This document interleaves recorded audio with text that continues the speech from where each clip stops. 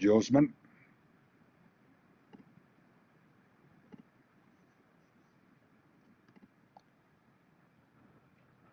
no te escuchamos, Josman. Tienes el micrófono activado, pero no te escuchamos, Josman.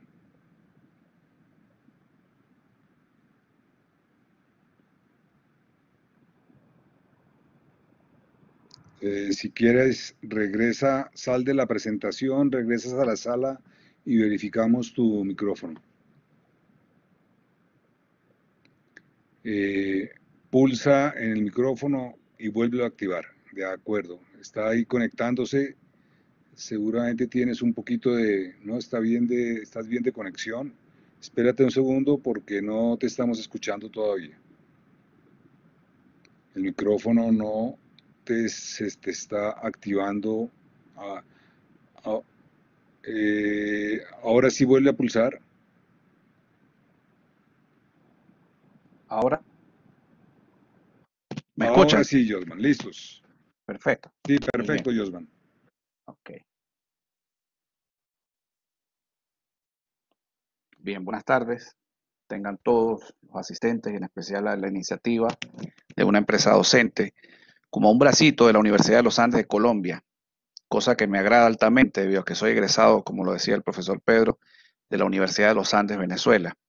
La tarde de hoy vamos a compartir una experiencia particular, la clase invertida en un entorno virtual de aprendizaje, un contexto para desarrollar competencias matemáticas en logaritmos, la cual aplico en la Unidad Educativa Leonardo da Vinci, en el primer año del programa del Bachillerato Internacional.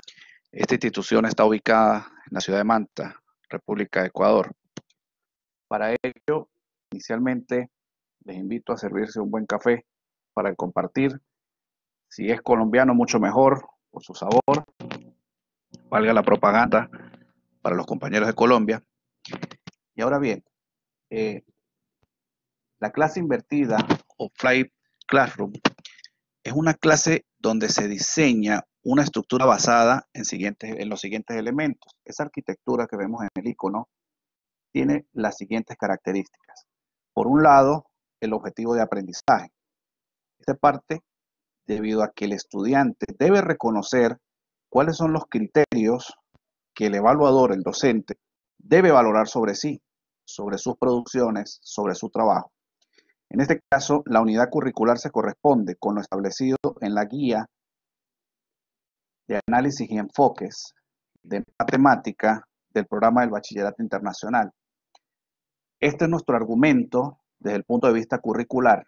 Es una guía nueva que se está iniciando este año. Yo voy a hacer un recorrido un poco rápido para ir al tema central de esta disertación.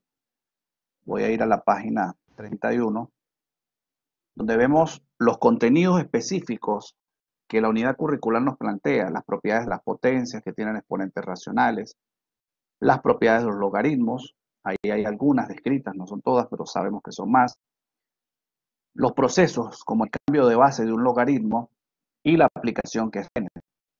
En esta unidad, como tal, que definía como unidad curricular, nosotros presentamos un tema de álgebra, como en álgebra, que son los logaritmos, y asumimos el término competencia matemática en el entendido de que la habilidad de resolver situaciones matemáticas mediante el concepto, esto es muy importante, el concepto del argumento matemático, en este caso el tema, el estudiante debe saber que al final del proceso va a reconocer propiedades de potenciación, aplicar las propiedades de potenciación, el estudiante debe identificar qué es una ecuación exponencial, debe resolver ecuaciones exponenciales por descomposición de factores y por cambios de base, debe reconocer cuáles son las propiedades del logaritmo, debe resolver ecuaciones exponenciales aplicando propiedades logarítmicas y lo más importante es que debe resolver problemas aplicando el concepto que mencionaba anteriormente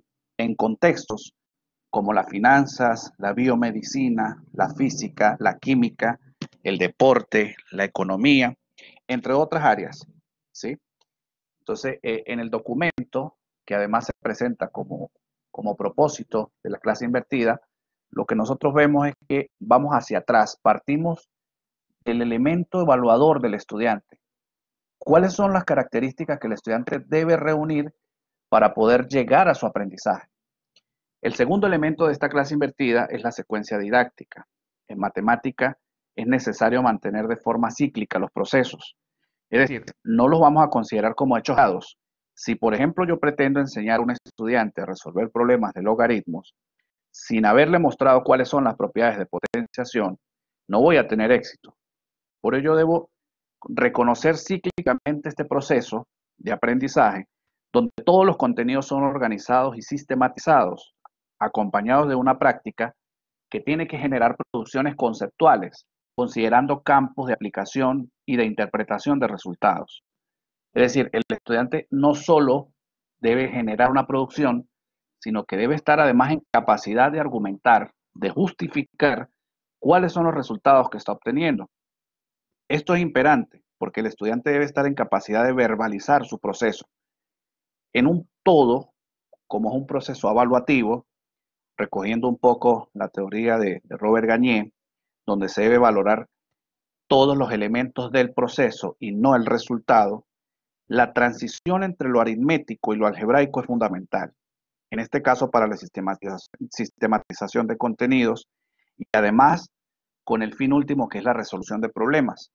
Problemas que son reales, no que son aislados, sino que son reales, porque en la educación matemática contemporánea, muchos de los investigadores se han dedicado al cómo enseñar y al para qué enseñar, separando un poco el modelo tradicional del ejercicio como tal, donde se enseña un algoritmo y un proceso, y el estudiante al final indica o precisa cuál es el propósito o de qué me sirve este elemento, para qué lo puedo aplicar. Entonces los investigadores, a razón de estas preguntas, se han puesto a trabajar en el propósito de enseñanza sobre una sistematización de contenidos que además viene enlazado con lo que unifica la secuencia didáctica. Por otro lado, un elemento que el docente no puede obviar es la planificación. Hay aspectos de real importancia. Reconocer, por ejemplo, la generación de nativos digitales es la que estamos viviendo. Los estudiantes reconocen, a veces parece que sin haber manipulado un aparato electrónico, ya ellos saben cuál es el propósito de este, saben qué problema le puede solucionar, que le puede guardar información y que la puede clasificar también. Y en un momento determinado la puede utilizar con los fines propios, los fines que él le puede dar. Por otro lado, en la planificación es importante separar los procesos de enseñanza y aprendizaje. Este ya no es un solo proceso, es un hecho aislado. Hay que aprovechar las habilidades de comunicación y las habilidades tecnológicas de estos nativos digitales a través de diversificación de estrategias en los espacios de aprendizaje. No podemos considerar que el aula de clase es el espacio de aprendizaje. Tenemos que evitar esa delimitación. Los proyectos de aprendizaje son un excelente recurso, un recurso valioso para articular la matemática con otros conceptos, con otras aplicaciones que pueden ir más allá de la disciplina de enseñanza. Pueden ir mucho más allá. Los desafíos inesperados al inicio de una clase, al cierre de la clase y por supuesto que durante la clase, generando una especie de expectativa para lo que viene en la próxima sesión. Es finalmente valorar los elementos mencionados anteriormente como un objetivo mediante la secuencia didáctica. Entonces, las unidades curriculares son perfectamente descritas en el proceso de la planificación. Sin embargo, no debemos atornillarnos a este proceso. Es necesario ser como el ingeniero, creativo, innovador, diferente. Hay que romper esquemas. Hay que usar lo que los estudiantes manipulan, lo que a ellos les gusta, lo que está de moda y probarles que la matemática está en todas partes. Esto no es fácil, es complejo, pero la planificación debe reunir este tipo de expectativas en función del estudiante. Esto va de la mano con los recursos, porque las clases, a su vez, presentan particularidades que no deben ser rutinarias. No podemos delimitar al estudiante a que sea solo el aula. Tenemos que salir al cafetín, tenemos que salir al pasillo, tenemos que salir del aula. En estos temas de la teleeducación, esta situación coyuntural que estamos viviendo, es necesario interactuar, es necesario propiciar espacios donde el estudiante aplique la tecnología mediante los recursos que la web nos da, llámese emulador, llámese GeoGebra o software, o cualquier video que nos sirva con un propósito específico que sea claro como un elemento llamativo de la atención del estudiante, que despierte su curiosidad y que sea en términos del concepto y no del proceso. Esto viene intrínsecamente conectado y es un efecto que se va a generar luego de que la planificación funcione con la clase invertida y ya vamos a ver el modelo. Como les decía, esto no es fácil. A veces tenemos que recurrir en clase a una broma, a una paradoja, a un juego, a un espacio que permite interacción entre el estudiante y el docente sin necesidad de que el docente sea visto como el elemento autoridad. No, el docente, nosotros somos parte del proceso, pero el actor principal es el estudiante. Nos debemos a él. En el aula, la cancha deportiva también puede ser considerado como espacio de aprendizaje. Todo esto es imperante en el tema de los recursos. Y los recursos nos permiten desarrollar las actividades diversas como un proceso consecuente donde debemos establecer consignas que sean claras, sin dejar vacíos o espacios para la interpretación o para la consideración de ambigüedades. Esto se diseña todo a partir de un concepto, a partir de cuestionamientos, donde el estudiante demande un criterio propio para argumentar su proceso, argumentar la respuesta. Hay que enseñarle el camino. Nosotros debemos ser como Thomas Edison, cuando se le cuestionó por los N intentos, diciéndolo matemáticamente, del por qué la bombilla funcionaba o no. Al momento de encontrar la solución, lo que aportó es que sencillamente todos los caminos errados eran la forma de no hacer la bombilla. Entonces, es ver el lado positivo, es reconocer al estudiante por sus logros, por sus aciertos, siempre trabajar y expresar en positivo, valorar lo que hace y cómo lo hace, y presentar como una oportunidad de mejora lo que no ha hecho y lo que debe mejorar para entregar su producto. El estudiante no es una calificación, él no debe responder a la calificación. Las actividades colaborativas son excelentes recursos para poder profundizar en estos temas. Cada uno debe tener responsabilidades asignadas, que sean diferentes al resto del grupo, que propicien actividades donde sea necesaria la justificación y argumentación de los procesos. Más allá del algoritmo, es la interpretación del resultado, como les mencionaba anteriormente. Esto funciona mediante el tratamiento didáctico en reversa. Partimos de lo que el estudiante debe conocer y es trabajo del estudiante hacer ese reconocimiento, porque en los espacios de interrelación o de interacción que nosotros podemos tener mediante este tipo de recursos, yo mencionaba precisamente el entorno virtual de aprendizaje, que es una herramienta que nos la permite la plataforma Moodle. Aquí nosotros podemos incorporar documentos en PDF o en Office, podemos colocar link, podemos colocar videos, podemos subir cualquier cantidad de información y se pueden aplicar incluso evaluaciones de tipo formativa y sumativa, con diversas actividades y cualquier cantidad de elementos adicionales. Uno de esos elementos es el foro académico, que es perfecto para la interacción. Se puede presentar como una actividad que no solo genera espacios de discusión, sino bien permite que el estudiante se exprese en función de lo que piensa, de lo que siente y de lo que sabe, y cómo lo puede aplicar para alcanzar competencia matemática. Todo claro con parámetros de respeto, de responsabilidad y de entendimiento. En la clase invertida es bien importante considerar los aspectos resaltantes de cada uno de los elementos que conforman la escuela.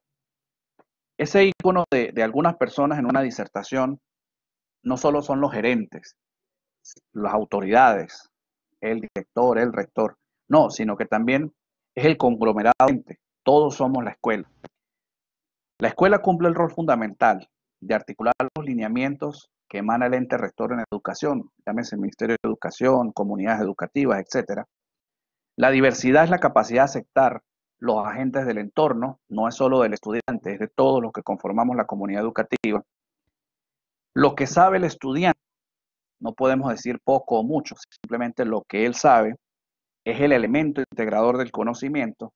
Y finalmente el docente con sus artificios, los que trabajamos con matemáticas sabemos muy bien qué es esto, conocemos que la práctica diaria nos hace cada vez más relevantes. Y el actor principal, que es el protagonista, el estudiante, él se lleva todos los premios. Los de nosotros los reconocemos mucho más adelante. El entorno virtual de aprendizaje es una consideración para el desarrollo de competencias, no solo en matemáticas, sino en cualquier otra disciplina.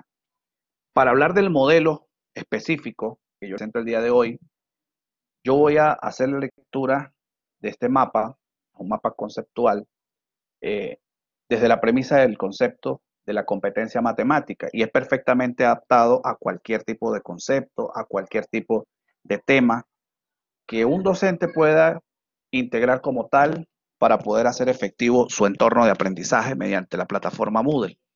Y es que la competencia matemática se propone formar individuos con aptitudes matemáticas, aptitudes con P, desde el enfoque socioformativo, donde se plantea transversalizar un área específica del currículo mediante el diseño de metodologías que demandan la atención del estudiante en un contexto determinado para generar conocimiento. Las funciones semióticas de Godino se enlaza desde el objeto matemático y el sistema del objetivo matemático para originar el triángulo epistemológico, la teoría de las situaciones didácticas. El problema, el algoritmo, procedimiento y las definiciones se articulan para evaluar conocimientos. Un modelo de enseñanza. El docente define el criterio porque va a articular los elementos curriculares, los objetivos de aprendizaje, los contenidos, los temas, las temáticas y el proceso de evaluación, que son aspectos que van vinculados al conocimiento, promoviendo una reflexión crítica a partir de las situaciones que son problemas. Vemos que no es solo el ejercicio, no, es la situación problema y la necesidad de resolverlo, obteniendo la acción de aprendizajes. Ese es el papel docente. Y los procesos de enseñanza, donde la planificación define las estrategias de aprendizaje, deben ir acompañados de tareas secuenciales, que va articulado con los contenidos secuenciales. Estos requieren ciertamente la memorización del estudiante, porque se busca potenciar la capacidad de contextualizar debido a los conflictos que son provocados, desde el desarrollo de habilidades cognitivas, porque el elemento integrador acá es generar el conflicto, provocar el problema en el aula de clase, en el entendido pedagógico, y que el estudiante sea capaz de reaccionar a través de lo que sabe y de lo que ha venido aprendiendo, un proceso cognitivo que lo lleve a resolver un problema. En este caso, el argumento que se utilizó bajo la consideración curricular del programa del diploma del bachillerato internacional es el logaritmo. Mediante los logaritmos, nosotros desarrollamos competencias matemáticas, valoramos los productos de los estudiantes y además consideramos todo lo que emana la filosofía institucional. En los logaritmos, no solo el algoritmo es importante, sino primero el concepto, es comprender qué significa un logaritmo, qué puedo resolver con un logaritmo. A partir de allí, comenzamos a trabajar con los elementos articuladores del concepto. ¿Cuáles son las propiedades? ¿Cómo ver un ejercicio? ¿Cuál es su aplicación? A mi modo de ver, este es el concepto más importante. Y finalmente, ¿cómo a través de la aplicación se puede resolver un problema? Aquí vemos parte de los productos de los estudiantes. Yo, a partir del esquema que les mostraba anteriormente, definido como modelo en esta presentación, le propuse a los estudiantes que hay temas muy puntuales de logaritmos, pero yo quisiera que esos logaritmos sean aplicados en contextos reales. Cómo ellos pueden resolver un problema económico a través del logaritmo, cómo podemos llevarlo al campo de la química para que el logaritmo sea el que me resuelva el problema, cómo influye un logaritmo en los comportamientos o en las transacciones bancarias a través del interés compuesto, por ejemplo. ¿Qué es la econometría y cómo se aplica el concepto del logaritmo a la econometría? ¿Qué tiene que ver el logaritmo con las finanzas y cuáles son los problemas que me pudiera resolver el logaritmo a través de estos conceptos? Y los estudiantes hacen cosas magníficas, desde lo pequeño, desde lo sencillo. pueden construir un GIF donde analizan el concepto del logaritmo, lo llevan a una aplicación deportiva, lo llevan a la gastronomía, también lo llevan a la veterinaria, que son otros campos de trabajo, lo llevan a la química. En esencia, los estudiantes tienen la capacidad de articular el concepto con las posibles soluciones. Y esto lo hacen las premisas que se establecen. Esta es una imagen del aula virtual. El paralelo o el curso se llama Kepler, en este caso. Los estudiantes allí reciben la información actualizada de manera sistemática, tienen actividades colaborativas, tienen los enlaces que le permiten cimentar todos los conceptos que han venido trabajando y cómo estos elementos le pueden permitir resolver problemas en los campos que mencionaba anteriormente. Utilizamos el emulador, en este caso, que es la calculadora de pantalla gráfica, para poder conocer desde el punto de vista gráfico y desde el punto de vista procesual cómo interpretar el producto de todo un problema. Tenemos plataformas como la Cognity, que nos permite interactuar con el estudiante, valorar lo que sabe en la aplicación y cómo resuelve, además de los problemas, también algunas ejercitaciones. Tenemos los libros, que son fundamentales para este tema. Yo soy muy amigo de los textos escritos más que de los que podemos descargar. Son para mí más fácil de manipular. Plataformas como Turnitin, que nos permite caer en temas de probidad académica, de plagio. En este caso he utilizado Jamboard, que es una herramienta de Google Drive, a través del mismo correo electrónico, donde los estudiantes tienen algunas pizarras interactivas, pueden subir información allí. Lo que más me llamaba la atención al principio es cómo guardar el tema de la evaluación, cómo generar garantías de que el proceso de evaluación sea efectivo, que sea un producto del estudiante. Y entonces lo que hacíamos era sencillamente subir la información acá y luego él en una disertación comenzaba a explicar. O de pronto en algunos de los ejercicios planteados, algunos de los problemas ya en términos del algoritmo como tal, yo generaba algún tipo de error y él tenía que verbalizar el proceso e identificar el error, utilizando también Google Drive con todos los elementos que pueden articular allí. Sus formularios son formidables. Eso que nos permite Google Drive también nos permite la plataforma Moodle. Ese es mi espacio de trabajo. Yo tengo una tablet que me permite digitalizar, colocar cualquier tipo de trazado o escribir o desarrollar procesos y directamente mis estudiantes lo pueden observar en su pantalla. Y esto es formidable porque lo que nosotros estamos haciendo es siendo más recursivos de lo que siempre hemos sido y siendo más optimistas de lo que siempre hemos sido, porque estamos buscando elementos que nos permitan facilitar el aprendizaje hacia nuestros estudiantes y direccionar nuestra planificación sobre la base de los conceptos curriculares. Esto para mí es lo más gratificante, conectarme con mis estudiantes, sacarles una sonrisa, porque no todo tiene que ser siempre en línea recta, sino que podemos tener un poco de ánimo. Los estudiantes cuando manifiestan, aprendí esto y me sirve para esto, pues es gratificante. Les hablaba de que los premios al principio todos eran para el estudiante, para nosotros son este tipo de expectativas. La institución es fundamental. La Unidad Educativa Leonardo da Vinci, institución que se esfuerza día a día en capacitar al personal, hace que nosotros estemos constantemente enterados de una tendencia educativa, de una nueva teoría, y también nos facilita el proceso. Si el estudiante no ingresó a la clase por alguna razón, nosotros acá tenemos las clases grabadas, el estudiante las puede descargar y puede revisar de manera asincrónica todo lo que se hizo en un momento de la clase y ya sabe cuáles son las actividades que tiene planteadas, así para todas las asignaturas, cuáles son las tareas que tiene pendientes, los deberes que tienes pendientes para la próxima sesión. Y esto es un recurso súper agradable para el docente y hace que uno se sienta a gusto. Yo los invito a partir del modelo de la clase invertida, que es sencillamente tomar los elementos que son concepto de la evaluación del estudiante e ir hacia atrás y que sea el propio estudiante quien genere su expectativa de aprendizaje y sobre la base de la planificación, de la secuencia didáctica y de la unidad curricular se apropie de los logaritmos en este caso. Muchas gracias a la Facultad de Educación de la Universidad de los Andes, profesor Pedro. Y como comentario final al agradecimiento, lo que quiero es expresar que una vez más queda claro que nuestro trabajo es único.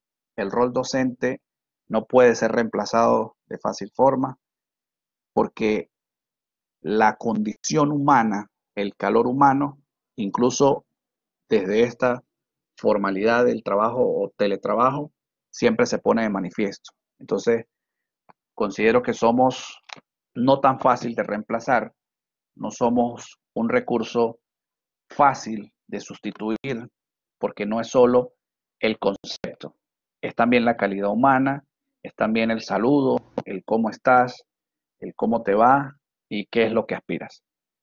Muchas gracias. Muchas gracias, Josman, por tu presentación. Si te parece, puedes regresar a la sala. Yo acabo de activar el espacio del chat que lo encuentran pulsando en el botón morado en la parte inferior derecha de su pantalla.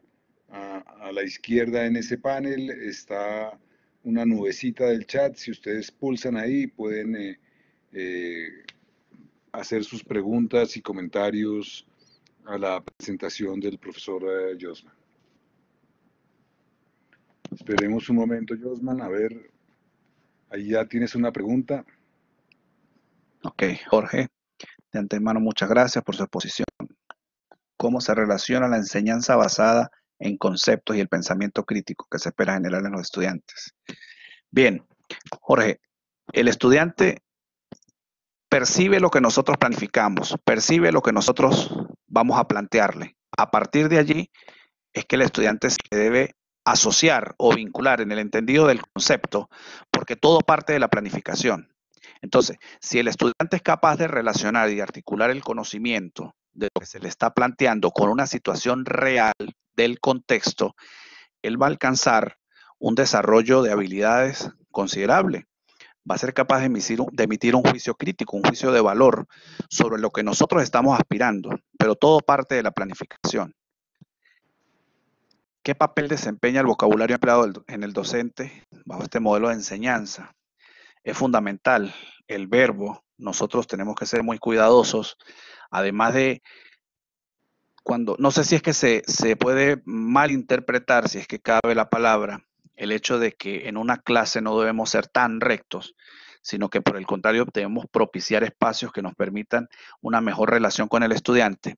Si nosotros tenemos, digamos, un verbo respetuoso, responsable, que sea consecuente, no vamos a tener ningún tipo de problema. Muy por el contrario, si hacemos feeling en ese feedback permanente, podemos tener un excelente resultado de parte del estudiante, porque él va a entender que ese lenguaje, que ese proceso comunicativo es por su bienestar, porque estamos generando empatía.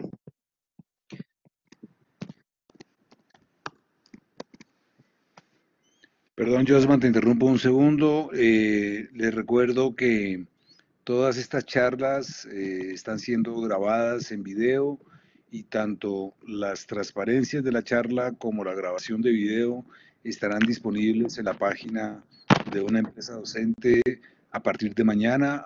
Más adelante les daré la información más detallada. Continúa, Josman, por favor. Bien, estoy leyendo acá algunos comentarios. Sí, son bien importantes. Bueno, como decía el profesor Pedro, va a estar disponible allí el modelo. Yo creo que lo más importante, lo que podemos rescatar de la disertación es el modelo como tal, ese mapa que nos permite adaptarlo a cualquier situación y el argumento puede ser cualquier tipo de contenido. Yo utilicé el logaritmo porque en la planificación es el que estaba, digamos, más cerca al proceso que debía trabajar en la clase y en el ciclo pues se me presentó el logaritmo y por eso lo tomé. Lo que hice fue adaptarlo, pero es como tomar la planificación y ver, bueno, cuáles son los objetivos de aprendizaje y a partir de allí vamos hacia atrás. El proceso es inclusivo porque de hecho el estudiante es quien debe generar el producto a partir de los cuestionamientos que se puede ir generando. Él puede decir, bueno, pero si es la química, la biomedicina, de pronto la gastronomía, ¿será que esto yo lo puedo aplicar en la mecánica? Por supuesto que lo puede aplicar, pero no somos nosotros los docentes los que le vamos a decir cómo. Él debe ir integrándose, él debe ir investigando, indagando, reflexionando sobre esta aplicación, y sobre esta base nosotros podemos obtener insumos que a la larga lo que vamos a hacer es generar algún tipo de orientación específica, y es el estudiante el que nos va a decir, ya investigué, encontré esto, pude revisar, tengo acceso a esta información y puedo resolver tal situación en el campo de la mecánica. Entonces, es incluyente este tipo de modelo.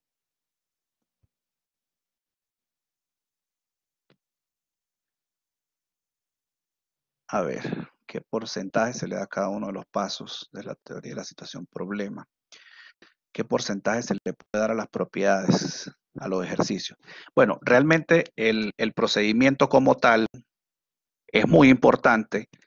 Yo he sido una persona muy preocupada en esto, porque cuando vamos a las pruebas de ingreso a las universidades, no van solo los estudiantes, vamos nosotros. Digo, vamos a esas pruebas, sentimos un poco de preocupación. ¿Será que entra? ¿Será que fue suficiente lo planificado, lo trabajado, lo que se practicó? Y uno diría, bueno, esto es bien importante porque digamos que es la trascendencia, porque el estudiante iba a decir, bueno, lo que aprendí en la institución me sirvió para ingresar a la universidad.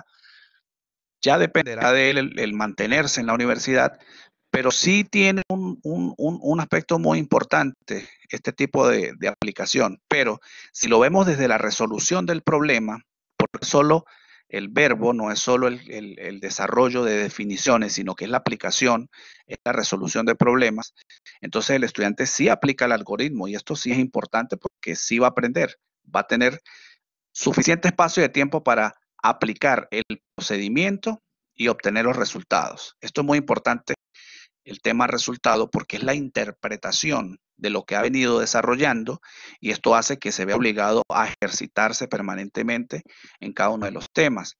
Además que, por ejemplo, en la presentación yo mostraba la pizarra de Jamboard. Allí no es solo un ejercicio, son los ejercicios que resuelven o que trabajan todos los estudiantes, y todos están presentes en la disertación. Todos deben generar algún tipo de pregunta, porque en algún momento determinado yo les puedo preguntar a ellos, ¿y qué fue lo que se hizo en este paso? ¿Y por qué esto no procede? ¿Y por qué no puedo aplicar la propiedad? Y si ellos manejan el concepto, son capaces de responder ese tipo de preguntas. Voy a leer otra pregunta. A ver, los contextos. Sí, así es. Los recursos son fundamentales. La institución constantemente nos está consultando sobre si es necesario adquirir algún tipo de plataforma diferente, si es necesario que nos capacitemos en un área específica. Yo saludo realmente a una empresa docente, porque muchos de los recursos que los compañeros han venido presentando los he utilizado y me han servido. Digamos que la mayor preocupación, porque también hemos generado algunos, digamos, enlaces a partir de esta experiencia con otros compañeros de algunos países, y nos hemos conectado porque cómo utilizar un recurso que sea óptimo y me garantice que efectivamente el trabajo entregado por el estudiante sea de él.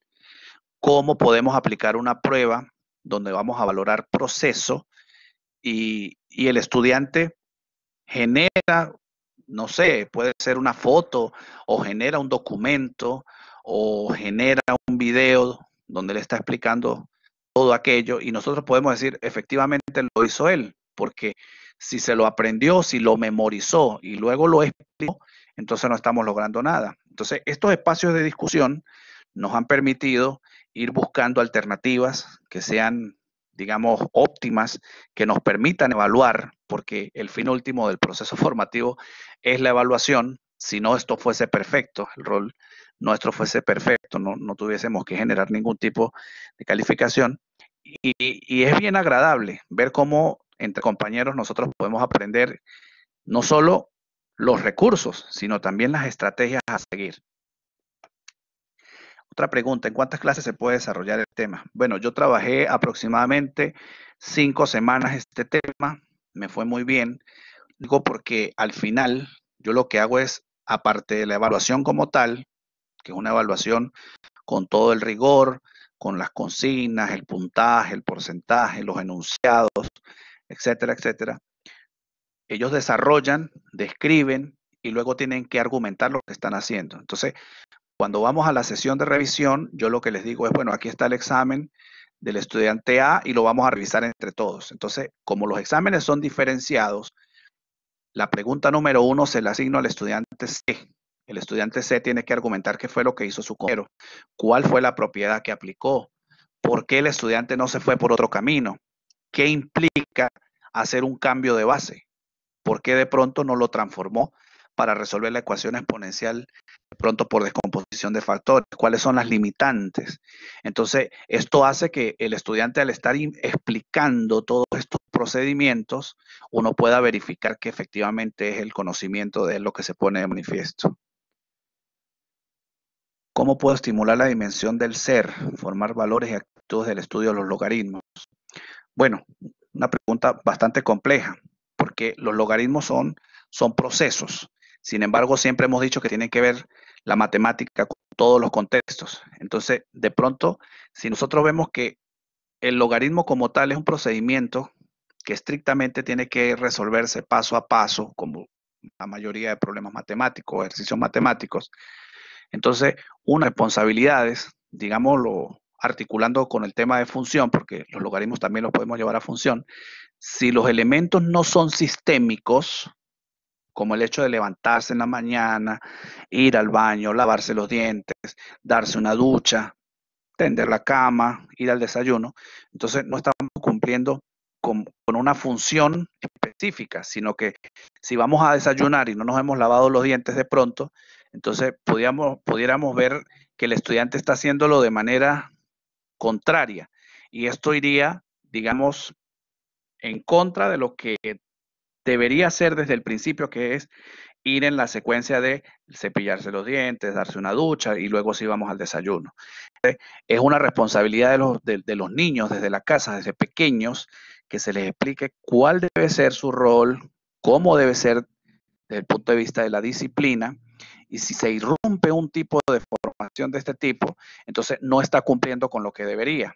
Entonces es como una función. ¿Cuándo la función es biyectiva? Bueno, cuando cumple estas características. Si no lo hace desde el principio, entonces al final no se va a recurrir a la función como tal.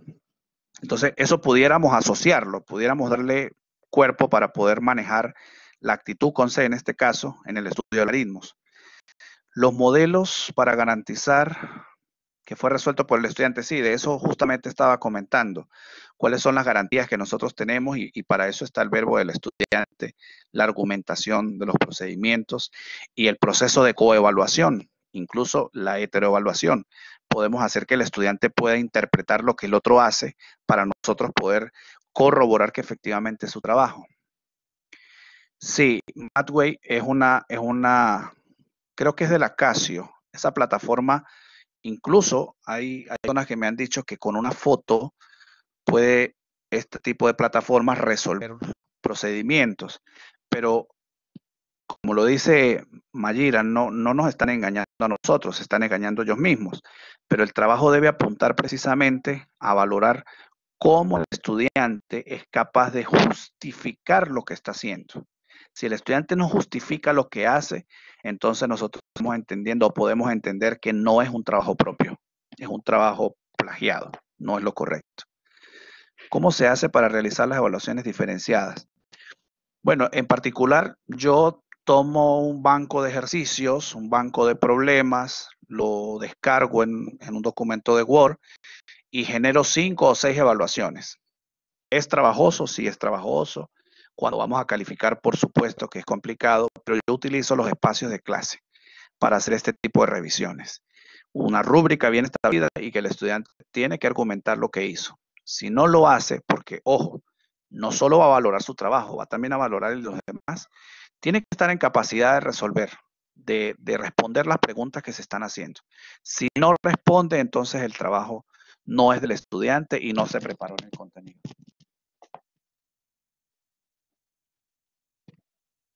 La síntesis de los pasos a la clase invertida. Están al principio de la diapositiva.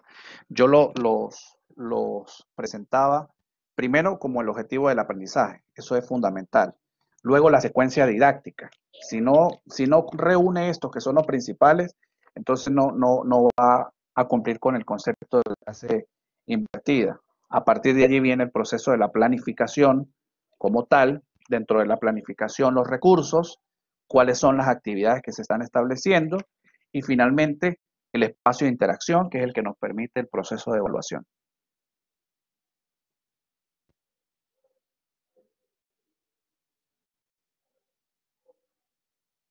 No sé si se me queda alguna pregunta por responder.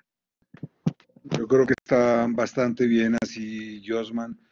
Te agradecemos mucho tu presentación, el tiempo y el trabajo que le dedicaste para prepararla.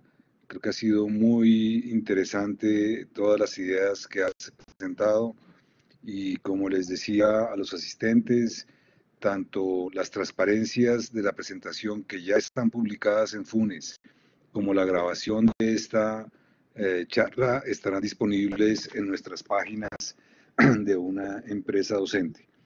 Como hago usualmente en estas ocasiones, voy a darles un poco de información adicional que puede ser de interés para ustedes.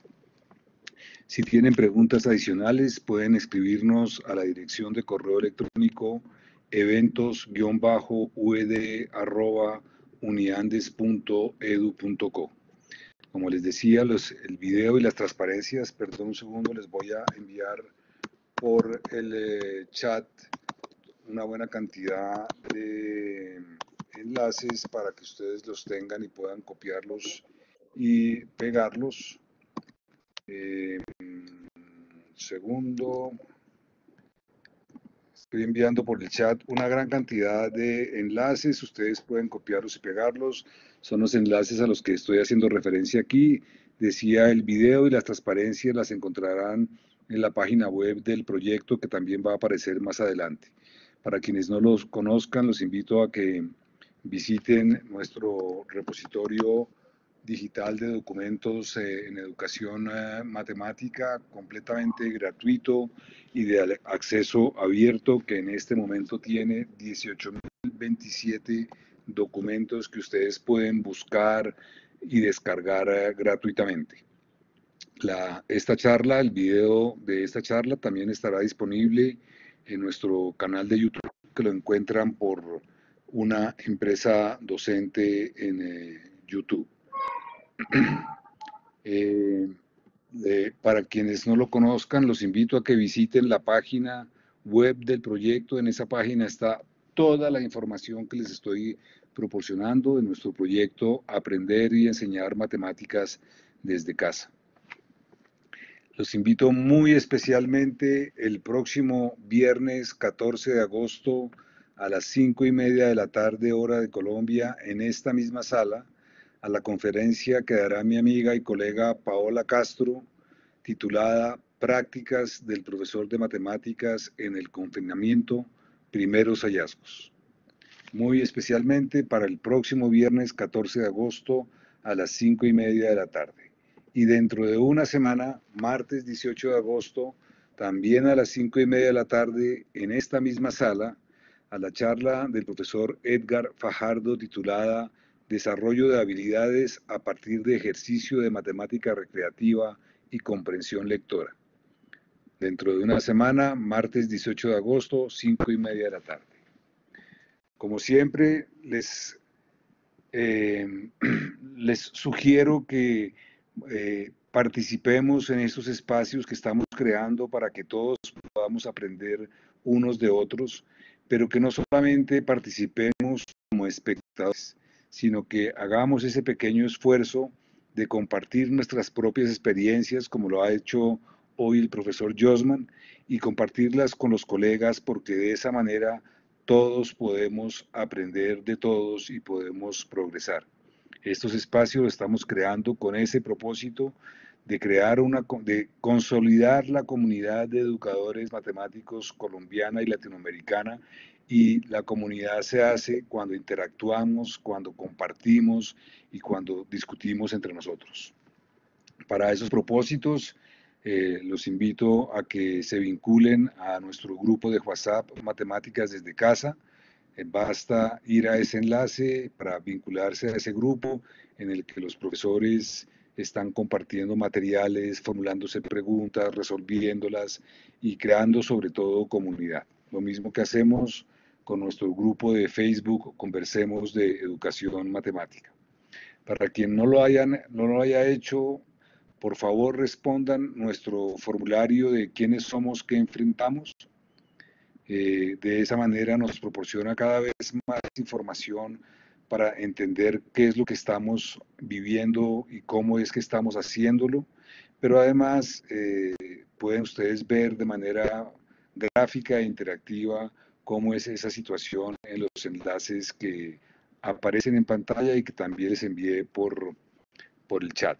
Y lo mismo, también de manera completamente gratuita y de libre acceso, los invito a que visiten nuestro portal de materiales y recursos que hemos desarrollado en estos 4 meses, con enlaces a la mayor parte de los sitios de documentación, de actividades, de currículo, de formación de profesores, de herramientas virtuales que pueden ser de utilidad para ustedes en esta situación que estamos viviendo.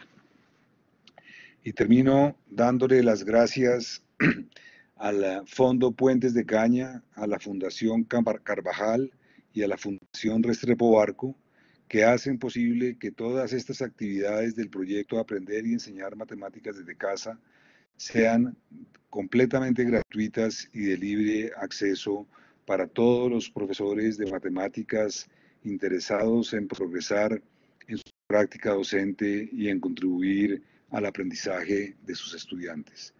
Luego, estimados colegas, no sean tímidos, láncense como lo hizo el profesor Josman, piensen en una experiencia que han realizado en estos meses, en cómo la concibieron, cómo la implementaron, qué resultó de eso, qué problemas tuvieron, qué cuestiones positivas encontraron, y compartámoslas con los demás colegas para continuar haciendo comunidad. De nuevo, profesor Josman, muchas gracias por tu charla y los esperamos el próximo viernes, 5:30 de la tarde, para la conferencia de la profesora Paola Castro. Les deseo una feliz tarde, cuídense mucho y espero que todos se encuentren muy bien. Muchas gracias.